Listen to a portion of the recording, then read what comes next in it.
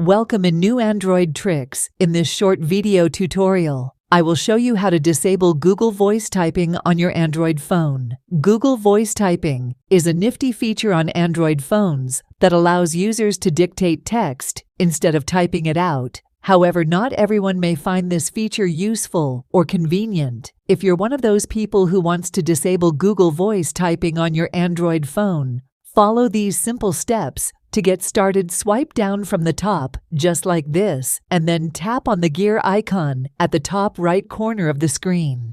Once you are on the settings page, scroll down to the very bottom, tap General Management. After that, tap Keyboard List and Default, and now you'll see the Google Voice Typing option, which is enabled. To disable it, simply toggle off this switch over here. This is exactly how you can disable Google Voice Typing on an Android device. So that wraps up this tutorial. If you have any questions about this whole process, please let me know in the comments section below. And if this video helped you out, please give it a big thumbs up and subscribe to this channel, Tech, for more tutorial videos like this one. Thank you so much for watching and have a nice day.